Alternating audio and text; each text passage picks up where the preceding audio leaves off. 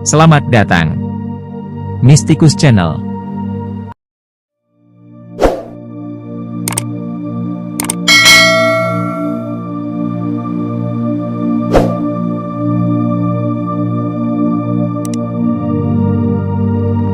Para sejarawan Belanda, salah satunya Snouk Hurgron, menafsir bahwa jauh sebelum Hindu dan Buddha serta Islam masuk, di Nusantara terdapat agama kuno yang disebut animisme-dinamisme, yang sejatinya merupakan sebutan tidak tepat untuk agama Kapitayan, di mana sisa-sisa peninggalan agama yang berkembang di Nusantara yang disebut Kapitayan itu, dikenal dalam arkeologi sebagai peradaban Paleolitikum, Mesolitikum, Neolitikum, dan Megalitikum.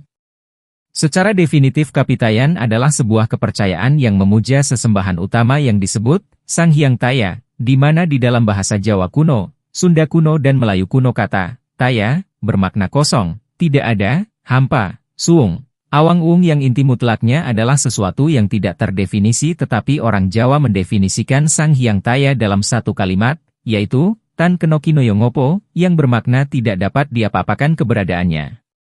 Sistem ajaran Kapitayan yang begitu sederhana waktu itu, Sang Hyang Taya tidak bisa dikenali kecuali ketika muncul dalam bentuk kekuatan gaib bersifat ilahiyah yang disebut Tu. Tu adalah bahasa kuno yang artinya seutas benang atau seutas tali yang menjulur. Tu dianggap sebagai keniscayaan dari pribadi Sang Hyang Taya yang bersifat adikodrati. Tu diketahui memiliki dua sifat utama, yaitu sifat baik dan sifat tidak baik. Tu bersifat baik begitu terang disebut Tuhan, dan tu tidak baik begitu gelap disebut hantu, tetapi baik Tuhan maupun hantu bersifat gaib yang tidak bisa dikenal dan didekati langsung dengan indera. Untuk memujanya dibutuhkan sarana-sarana yang bisa didekati pancaindera dan alam pikiran manusia. Itu sebabnya, di dalam ajaran Kapitayan dikenal keyakinan yang menyatakan bahwa kekuatan gaib dari Sang Hyang Taya yang disebut Tu itu, tersembunyi di dalam segala sesuatu yang memiliki sebutan Tu. Para pengikut ajaran Kapitayan meyakini adanya kekuatan gaib pada watu, tugu, tuk, tuban, turumbuk, tutuk, tunggul, tulang, tunggak, tubuh, tunda, tungkup. Dalam melakukan bakti memuja Sang Hyang Taya, orang menyediakan sesaji berupa tumpeng, tumbal, tumbu, tukung, tut kepada Sang Hyang Taya melalui watu, tugu, tuk, tuban, turumbuk, tunggul, dan sesuatu yang diakini memiliki kekuatan gaib.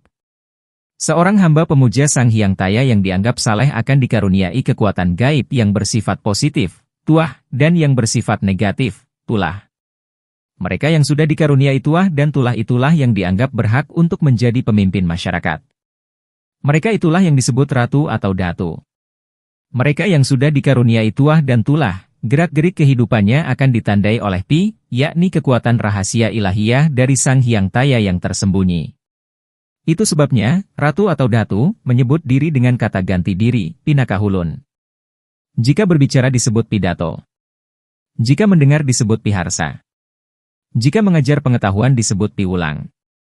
Jika memberi petuah disebut pitutur. Jika memberi petunjuk disebut pituduh. Jika menghukum disebut pidana. Jika memberi keteguhan disebut piandel. Jika menyediakan sesaji untuk arwah leluhur disebut pita puja, lazimnya berupa pinda, kue tepung, pinang, pitik, pindodaka kriya, nasi dan air, pisang. Jika memancarkan kekuatan disebut pideksa. Jika mereka meninggal dunia disebut pitara. Seorang ratu atau datu adalah pengejawantahan kekuatan gaib Sang Hyang Taya. Seorang ratu adalah citra pribadi Sang Hyang Tunggal. Dengan prasyarat-prasyarat sebagaimana yang telah diuraikan, kedudukan ratu dan datu tidak bersifat kepewarisan mutlak. Sebab seorang ratu yang dituntut keharusan fundamental memiliki tuah dan tulah, tidak bisa diwariskan secara otomatis pada anak keturunannya hanya berdasar unsur genetika. Seorang ratu harus berjuang keras untuk mampu menunjukkan keunggulan diri yang ditandai tuah dan tulah, dengan mula-mula menjadi penguasa wilayah kecil yang disebut wisaya. Penguasa wisaya diberi sebutan raka.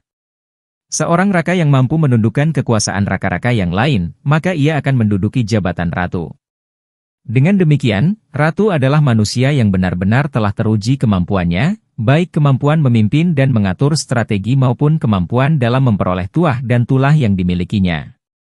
Kapitayan adalah salah satu agama kuno di Pulau Jawa, khususnya bagi suku Jawa. Kapitayan merupakan salah satu bentuk monoteisme asli Jawa yang dianut dan dijalankan oleh sebagian masyarakat Jawa secara turun-temurun. Agama ini juga kerap mengidentifikasikannya sebagai agama kuno Jawa, agama monoteis Jawa, agama monoteis leluhur, agama asli Jawa. Secara etimologi, kata kapitayan merupakan istilah yang berasal dari bahasa Jawa kuno yang memiliki kata dasar taya yang berarti tak terbayangkan, tak terlihat, atau mutlak. Secara harfiah, dalam bahasa Sunda juga terdapat kata taya, singkatan dari teu aya, yang memiliki arti tidak ada atau tiada. Dengan demikian itu berarti bahwa taya tidak dapat dipikirkan atau dibayangkan, atau tidak dapat digapai oleh panca indera duniawi manusia. Kapitayan dapat digambarkan sebagai ajaran yang memuja atau menyembah taya atau sang hyang taya yang merujuk kepada entitas yang tak terbayangkan dan tak terlihat, yang terkadang juga disebut sebagai suung, awang-ung.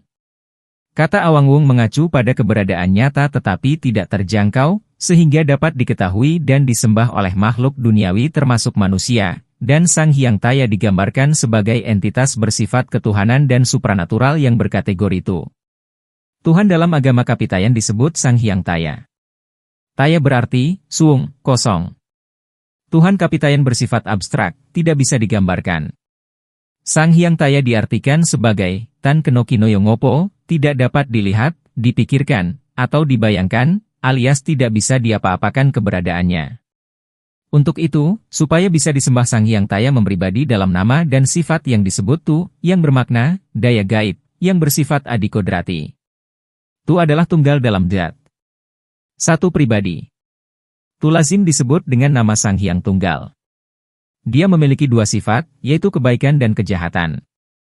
Tu yang bersifat kebaikan disebut Tuhan dengan nama Sang Hyang Wenang. Tu yang bersifat kejahatan disebut dengan nama Sang Manikmaya. Demikianlah, Sang Hyang Wenang dan Sang Manikmaya pada hakikatnya adalah sifat saja dari Sang Hyang Tunggal. Karena itu baik Sang Hyang Tunggal, Sang Hyang Wenang dan Sang Manikmaya bersifat gaib tidak dapat didekati dengan pancaindera dan akal pikiran. Hanya diketahui sifatnya saja. Kekuatan Sang Hyang Taya yang kemudian mewakili di berbagai tempat, seperti di batu, monumen, pohon, dan di banyak tempat lain. Oleh karena itu, mereka memberikan persembahan atas tempat itu, bukan karena mereka menyembah batu, pohon, monumen, atau apapun, tetapi mereka melakukannya sebagai pengabdian mereka kepada Sang Hyang Taya yang kekuatannya diwakili di semua tempat itu. Agama kapitayan tidak mengenal dewa-dewa seperti dalam agama Hindu. Kapitayan ini lebih menyerupai ketauhidan daripada animisme-dinamisme. Penyebutan sebagai animisme-dinamisme sendiri muncul oleh karena, secara tampilan fisik, ritual yang dilakukan oleh para penganutnya tampak sebagai penyembahan terhadap benda-benda. Secara sederhana, penyembahan benda-benda itu dipahami sebagai pemujaan terhadap kekuatan benda itu sendiri, animisme-dinamisme. Sebenarnya, pada awalnya ajaran kapitayan justru tidak menyembah benda itu sebagai kekuatan mutlak, tetapi lebih pada penyembahan Sang Hyang, kekuatan tertinggi. Benda-benda yang terdapat dalam ritual keagamaan, seperti pohon, batu, dan mata air adalah beberapa perwujudan saja dari kekuatan yang maha tinggi Sang Hyang tersebut. Oleh karena Sang Hyang Tunggal dengan dua sifat itu bersifat gaib, maka untuk memujanya dibutuhkan sarana-sarana yang bisa didekati pancaindera dan alam pikiran manusia. Itu sebabnya, di dalam ajaran kapitayan dikenal keyakinan yang menyatakan bahwa kekuatan gaib dari pribadi tunggal Sang Hyang Taya yang disebut Tu itu, tersembunyi di dalam segala sesuatu yang memiliki nama Tu. Seorang hamba pemuja Sang Hyang Taya yang dianggap saleh akan dikaruniai kekuatan gaib yang bersifat positif, tuah, dan yang bersifat negatif, tulah. Mereka yang sudah dikaruniai tuah dan tulah itulah yang dianggap berhak untuk menjadi pemimpin masyarakat. Mereka itulah yang disebut ratu atau datu. Mereka yang sudah dikaruniai tuah dan tulah, gerak-gerik kehidupannya akan ditandai oleh pi, yakni kekuatan rahasia ilahi Sang Hyang Taya yang tersembunyi. Itu sebabnya, ratu atau datu menyebut diri dengan kata ganti diri, pinakahulun. Jika berbicara disebut pidato. Jika mendengar disebut piharsa. Jika mengajar pengetahuan disebut piulang. Jika memberi petuah disebut pitutur. Jika memberi petunjuk disebut pituduh. Jika menghukum disebut pidana. Jika memberi keteguhan disebut piandel. Jika menyediakan sesaji untuk arwah leluhur disebut pita puja lazimnya berupa pinda, kue tepung, pinang, pitik, pindodakakria, nasi dan air, pisang. Jika memancarkan kekuatan disebut pideksa. Jika mereka meninggal dunia disebut pitara. Seorang ratu atau datu adalah pengejawantahan kekuatan gaib Sang Hyang Taya. Seorang ratu adalah citra pribadi Sang Hyang Tunggal. Dengan prasyarat-prasyarat sebagaimana terurai di muka, kedudukan ratu dan datu tidak bersifat kepewarisan mutlak. Sebab seorang ratu yang dituntut keharusan fundamental memiliki tuah dan tulah, tidak bisa diwariskan secara otomatis pada anak keturunannya. Seorang ratu harus berjuang keras menunjukkan keunggulan tuah dan tulah, dengan mula-mula menjadi penguasa wilayah kecil yang disebut wisaya. Penguasa wisaya diberi sebutan raka. Seorang raka yang mampu menundukkan kekuasaan raka-raka yang lain, maka ia akan menduduki jabatan ratu. Dengan demikian, ratu adalah manusia yang benar-benar telah teruji kemampuannya, baik kemampuan memimpin dan mengatur strategi maupun kemampuan tuah dan tulah yang dimilikinya. Nilai-nilai keagamaan Kapitayan inilah yang kemudian diadopsi oleh para wali songo dalam menyebarkan agama Islam ke daerah-daerah. Karena konsep tauhid dalam Kapitayan pada dasarnya sama dengan konsep tauhid dalam Islam, istilah Tan Keno Kinoyo Ngopo dalam Kapitayan tidak dapat dilihat, tidak dapat dipikirkan, tidak dapat dibayangkan, ia berada di luar segalanya, memiliki arti yang sama dengan Laisa Kamislihi Syai'un dalam Islam, tidak ada yang seperti dia. Quran Surah Asyura ayat 11. Wali Songo juga menggunakan istilah sembahyang, menyembah Sang Hyang Taya di Kapitayan, dalam memperkenalkan istilah sholat dalam Islam. Dalam hal tempat pemujaan atau persembahyangan, Wali Songo juga menggunakan istilah sanggar di Kapitayan, yang merupakan bangunan 4 persegi dengan lubang kosong di dindingnya sebagai simbol Sang Hyang Taya di Kapitayan, bukan arca seperti dalam agama Hindu. Istilah tempat untuk berdoa atau beribadah di Kapitayan ini juga digunakan oleh Wali Songo dengan nama langgar, mewakili istilah masjid dalam Islam. Ada juga ritual tidak makan dari pagi hingga malam di Kapitayan, yang disebut dengan upawasa atau puasa. Kebetulan, ritual puasa dalam agama Hindu disebut juga dengan upawasa atau upavasa. Alih-alih menggunakan istilah puasa atau siam dalam Islam, Wali Songo menggunakan istilah puasa atau upawasa dari Kapitayan dalam menggambarkan ritual tersebut. Sebutan Poso Dino Pitu dalam Kapitayan yang artinya puasa pada hari kedua dan kelima yang sama dengan puasa 7 hari, sangat mirip dengan bentuk puasa Senin dan Kamis dalam Islam. Tradisi, tumpengan, Kapitayan juga dilestarikan oleh para Wali Songo dalam perspektif Islam yang dikenal sebagai sedekah.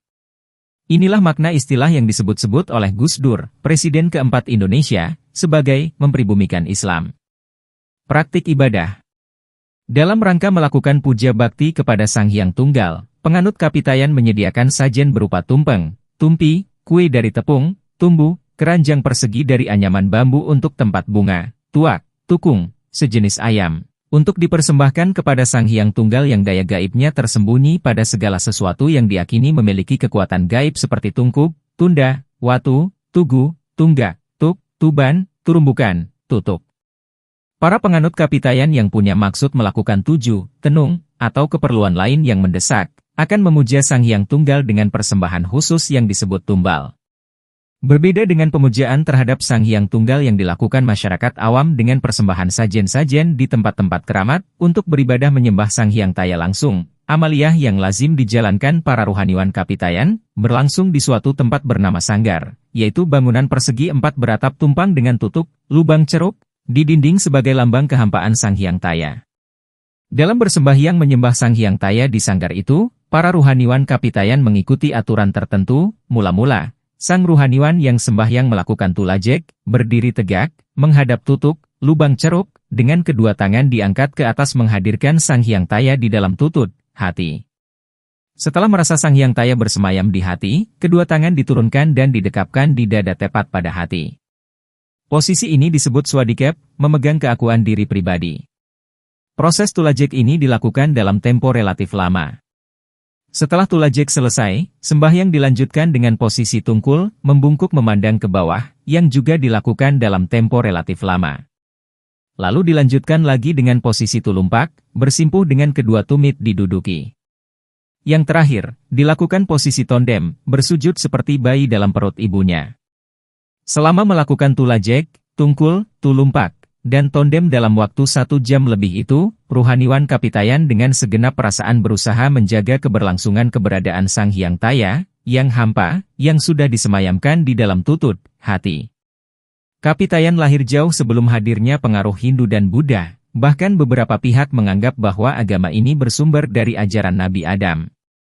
Hal ini dikarenakan penganjur pertama yang disebut, Hyang Semar, merupakan keturunan ke-9 Nabi Adam.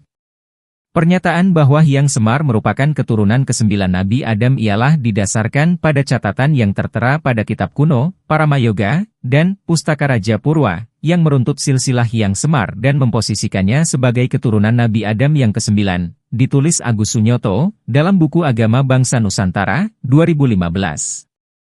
Pelopor monoteisme di Nusantara.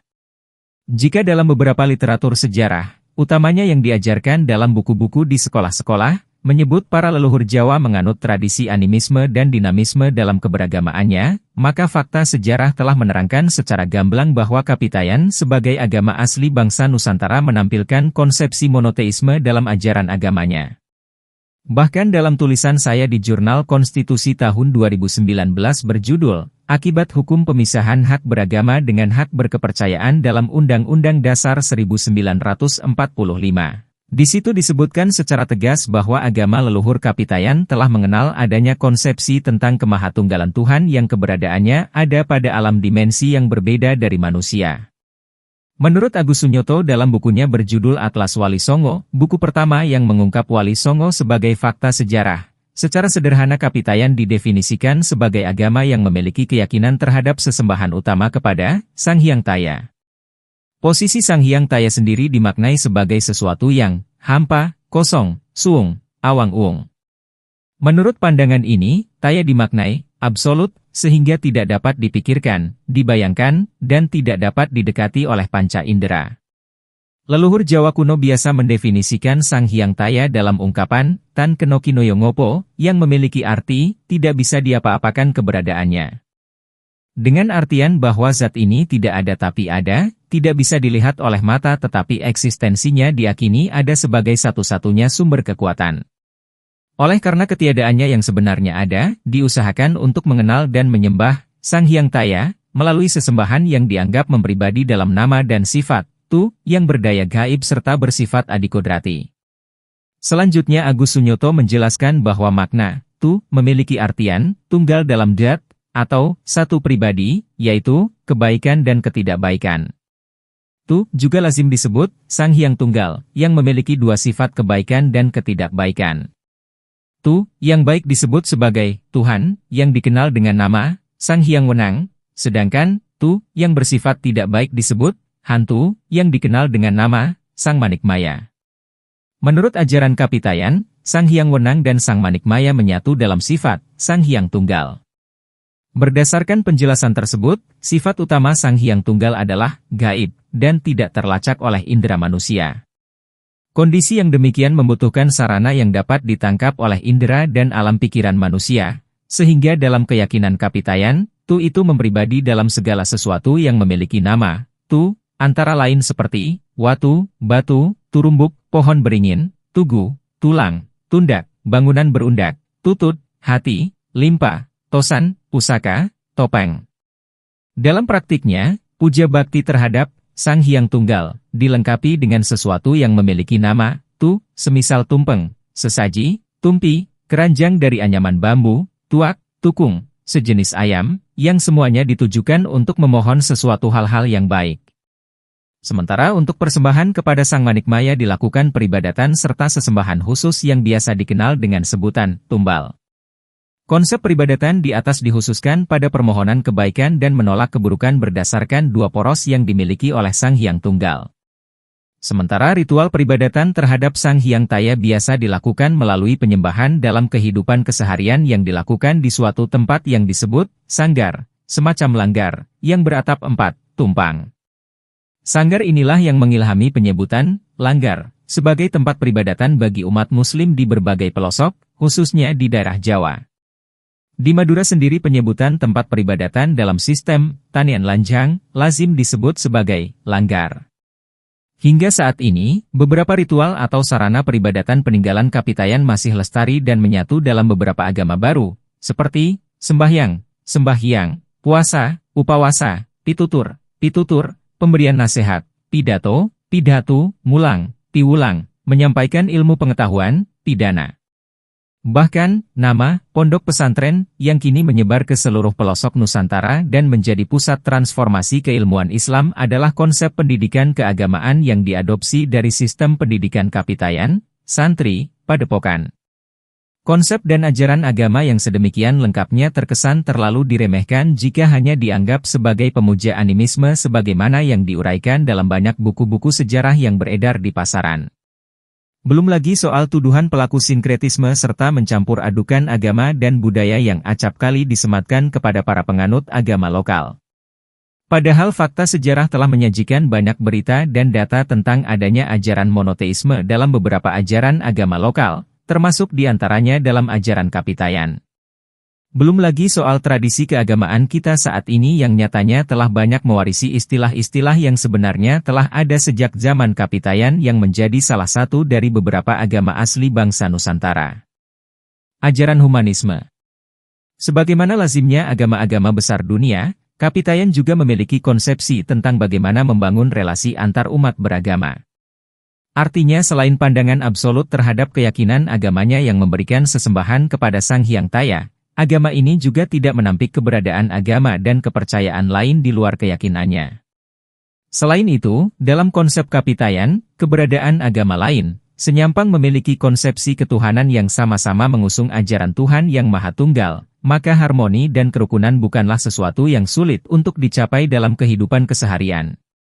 Hanya saja mengenai pandangannya terhadap keberadaan agama lain ini, Kapitayan hanya memberikan keterbukaan terhadap pemahaman agama-agama yang sama-sama mengusung ajaran monoteisme, yakni suatu ajaran dan konsep agama yang menganggap Tuhan itu satu, tunggal, dan tidak terwujud berdasarkan tangkapan panca indera. Karenanya, para penganut Kapitayan menyeleksi secara ketat masuknya pengaruh agama-agama yang datangnya dari luar. Para penganut Kapitayan sebenarnya sempat menerima ajaran Hinduisme, namun karena di kemudian hari diketahui bahwa agama ini meyakini bahwa Dewa Wisnu dapat berwujud sebagai manusia, di kemudian hari para penganut Kapitayan menolak keberadaan ajaran ini. Sementara agama Hindu yang diterima pada saat itu hanyalah Hindu Siwa yang memiliki pandangan bahwa Tuhan tidak dapat berwujud layaknya manusia. Pandangan yang demikian memiliki kesamaan konsepsi dengan ajaran ketuhanan Kapitayan yang menganggap Tuhan itu Maha Tunggal dan tidak berwujud dalam radar panca indera. Sehingga dalam konteks ini, hak dan kebebasan beragama dalam ajaran Kapitayan hanya berlaku pada agama-agama yang memiliki konsep ketuhanan monoteisme. Wajar saja bila di kemudian hari, Islam dapat diterima dan diperbolehkan untuk disebarluaskan di bumi Nusantara. Hal ini disebabkan oleh adanya kesamaan pandangan tentang konsep ketauhidan, Agus Sunyoto dalam wawancara pada 10 Mei 2020. Meskipun terkesan kaku dalam menerima keberadaan agama lain, tetapi keterbukaan Kapitayan terhadap agama, monoteis, lainnya patut diapresiasi, karena di zaman itu telah ada ajaran agama yang mengusung semangat moderatisme.